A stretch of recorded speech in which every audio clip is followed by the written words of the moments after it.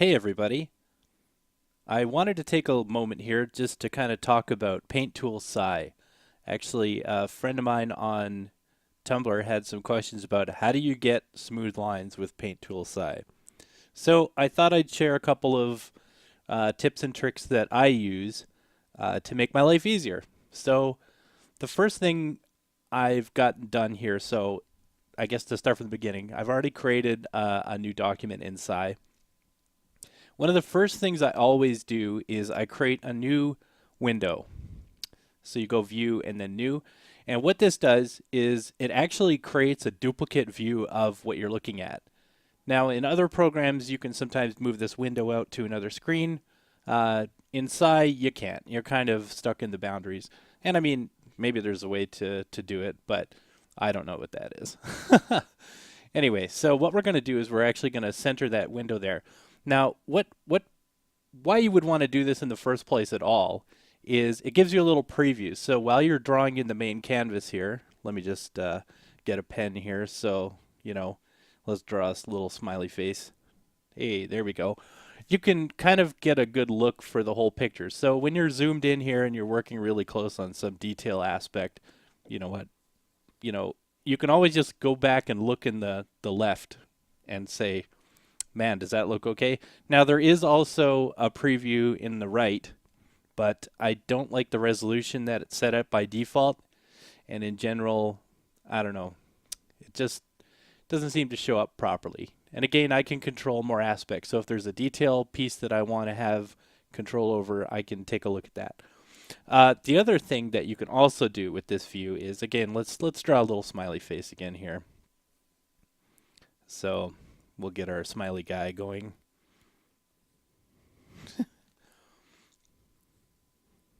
All right. So we're happy with smiley guy here. I don't know about you guys, but I find sometimes when I draw, I have sort of a dominant view. So when I draw things a certain way, they look right to me.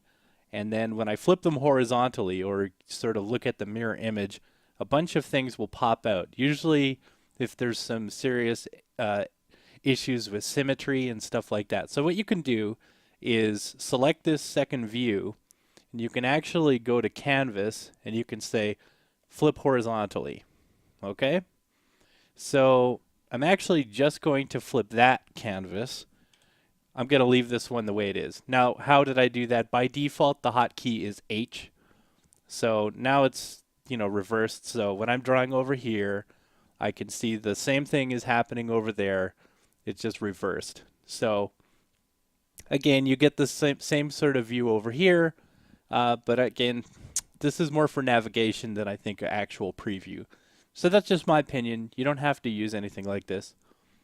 The other thing that you should never do, which I've already done, is I started drawing on the first layer that the application gave me. So what I'm actually going to do is undo a bunch of this stuff. Okay, so we have, let's consider this a brand new document. The first thing I always do is I create a subfolder. And I'll show you why I create a subfolder here in a second. Now I'm going to create a new page for drawing underneath that subfolder, so a new layer.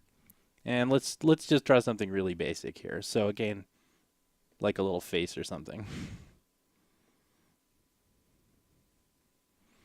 Okay, so we're happy with that. Now, let's say that I wanted to add another layer that maybe had some other detail, like, let's say there's our, our character is starting to take shape. So we're having a good old time. The problem is that, well, what happens if I want to move where this whole head is actually sitting because I don't like where it is in the canvas? Maybe it's too low. Maybe I need to move it around somewhere so I'm a little happier. Where would I do that, or how would I multiple select these different layers? Well, in SAI, you can't actually do that. You can see I can click on this layer and move it around, but there's no multi-layer selection.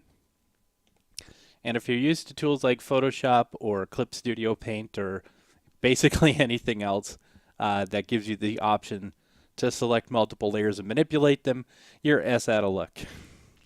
So what you can do, though, is you can group things in subfolders in SAI, And once they're in a folder, you can actually manipulate the folder itself. So you can move stuff around wherever you want. You can actually even go up to this selection tool, and out of the box you get some transform options. And you can actually transform the whole layer. So let's just say, let's rotate this a little bit. There we go. We're happy. Let's click OK. Now you can individually manipulate these layers in the same way, but you're just doing that. You're just individually manipulating those layers. So again, a little tip from many years of annoying, I guess, just expected behavior from other tools that I was actually surprised wasn't part of SAI. Maybe it's in the new version. I don't know. I'm using an old version. Anyway, so we've got sort of our basic drawing now. I mean, I'm just going through this real quick, so whatever. How do you actually get a smooth line?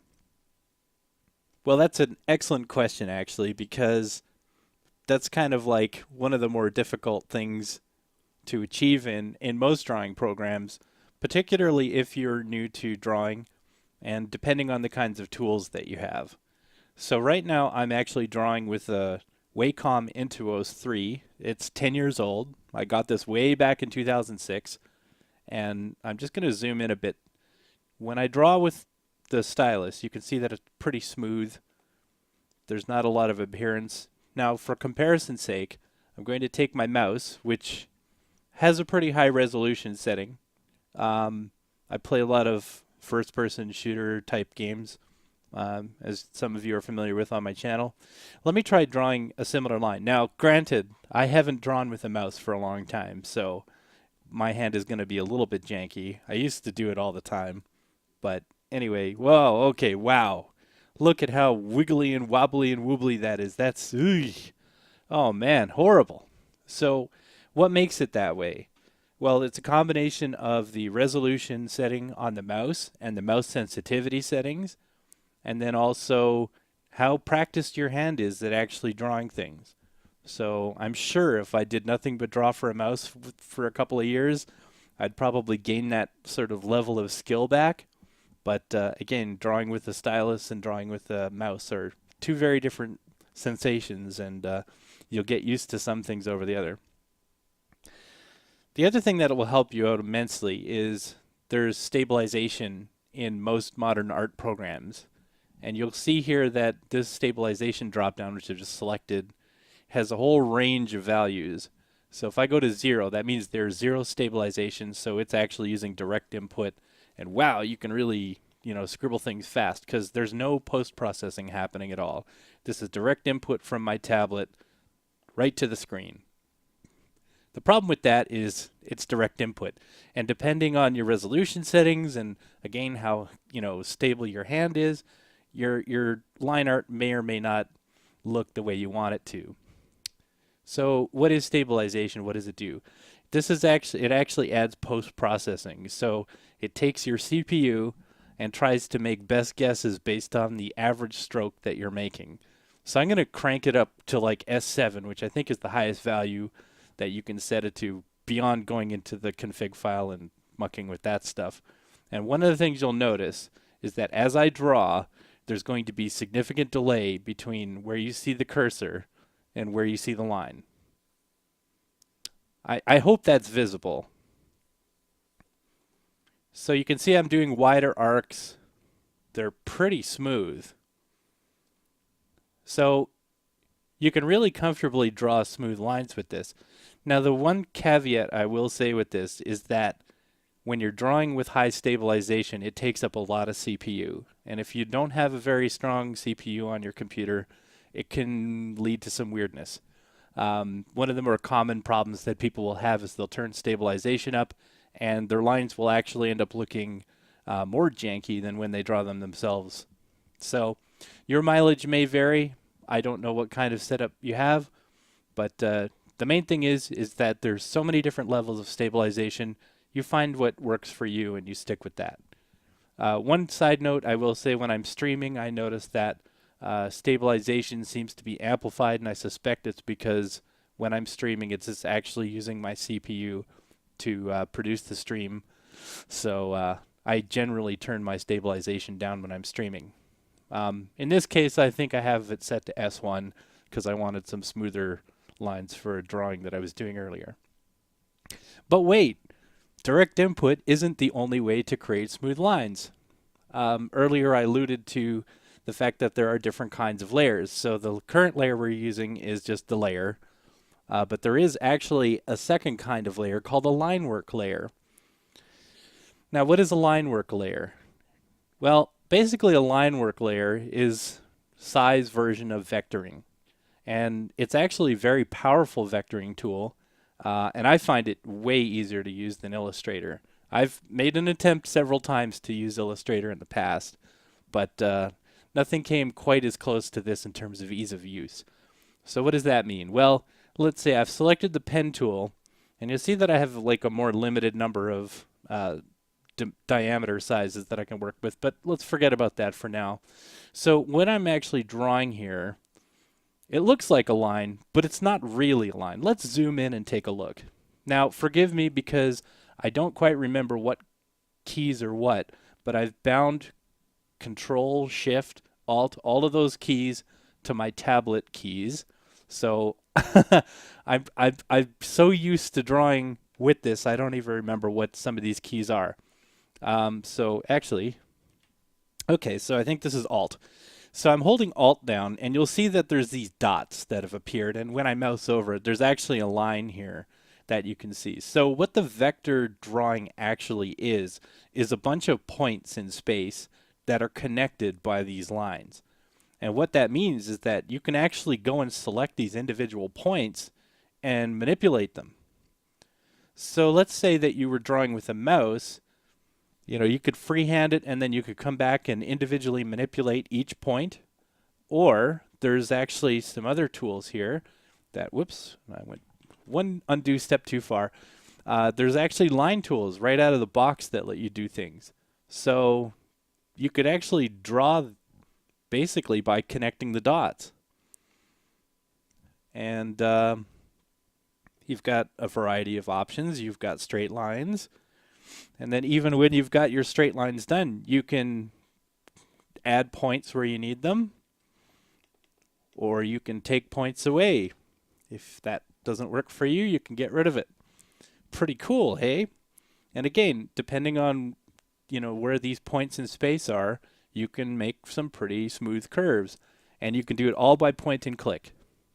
In fact, when I first got started, I think, drawing with the tablet, one of the things I experimented with was I would draw a sketch, and then I would come into a tool like Paint Tool SAI. I think I was using Photoshop. Photoshop actually has some very basic vectoring tools in them, as well as Manga Studio and / Clip Studio Paint has rulers that work similar to this, but they're nowhere as easy to manipulate as this. But anyways, what I would do is I would actually trace over my own line art, and then I would sort of perfect it as I went. So there's actually a lot of power here. There's a bunch of tools here. I highly recommend that you play around with them.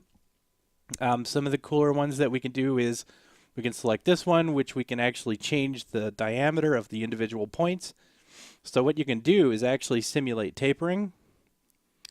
So if you're used to like drawing with ink brushes or whatever, you can get a nice tapered effect. That's pretty darn easy. And again, it's based on the points themselves. So I've reduced this one to, I think, 0, and then the other one is at 100%. So you can see that it fades out. Now, if I actually add a new point in between here, it tries to average out the values. So again, you can, you know, experiment with this and play with it. Oh, what if I don't like the color of this? Let's go to the color wheel and select really ridiculous red. Click this button. I can just boop, click that line, and the whole line now is that color. One thing to be aware of, though, when you are working with the line tools here, is that there is sort of a Z order to the lines. And you'll notice that when I change the color of this line, it was the first line I drew, and then subsequent lines appear on top of it. So if you're actually vectoring with SAI, you need to sort of be aware that there is sort of a Z order to these things. And to my knowledge, that there's no way to actually change the Z order of this. That may be wrong. Maybe there's a tool over here that I haven't quite explored yet. But those are your options. So let me just undo that. Now, when we're talking about vectors, there's a few things to understand about how they behave. One of the things that you'll notice is, let's actually remove, that part here. So actually, I'll zoom out so you can see better what's going on. When I remove this curve, these 2 points are no longer related to each other, and it actually changed the curve of the shape. So when you're deleting things, you kind of need to be aware of that. Now, you can actually use the eraser tool. And what the eraser tool does in the vector mode is it creates new points where points didn't exist. So you'll notice that the curve is the same, and when I press Alt, you'll see that it's added 2 more points that weren't here before. In fact, it's added a bunch of points that weren't there before. So if we look here, there's only 2 points between these two things. If I delete that and I press Alt again, wow, there's a lot more. To maintain the curve, it adds those points. Okay, so you could keep your line art as a vector for your whole drawing and do all your painting underneath it on a separate layer. Sometimes, though, you do actually want to turn something into a vector, and that's really easy to do. So I left this drawing layer here, and what you can do is you can actually select the vector layer, and there's this merge down button. If you just press that, it's actually converted the vector layer into a raster layer. And just think of a raster layer as, where you normally have draw. It's the analog version of the vector layer. So it's not using those waypoints anymore. This is literally, it's made these pixels, it's burned them onto the page. So what can you do with that? Well, with the eraser tool I've got selected here, and again, I have pressure sensitivity turned on my tablet. I can actually, oops, I didn't like that too much. But you can get really fine shapes here. These are kind of things that you can't do with vectors. As you guys saw, when I deleted, it took out a whole chunk of the line, whereas now I can actually shape it just like anything else. So anyway, that's just sort of a really quick introduction into drawing with Paint Tool SAI, and maybe some guidance on how to actually manipulate lines, get smoother lines, I guess, when you're drawing. Play with it, have fun with it. Paint Tool SAI is a fairly inexpensive program. There are other options out there. There's a tool called Inkscape, which is free. There's another tool called Fire Alpaca, which is also free, which has similar functionality. There's other paid tools, which generally go on sale fairly frequently. Clip Studio Paint is probably one of my favorites. Clip Studio Paint and Manga Studio are actually the same program. You can actually see them on my toolbar below. With those tools, there are drawing rulers that function very similarly to the vector drawing that I just showed you, but they're clunkier and they're more difficult to use. So when it comes to vectoring, I mean, short of actually buying Illustrator and getting familiar with all of its shortcuts, I say that Paint Tool SAI is probably the easiest / most accessible tool to get into. Now, obviously, there's a lot of settings that I didn't get into, and there's a lot more that this application offers, and there are far better tutorials out there than what I could provide you. But let this just sort of be a brief look at what's possible in Paint Tool SAI. Anyway, I hope this was helpful for you. If it was, drop a comment.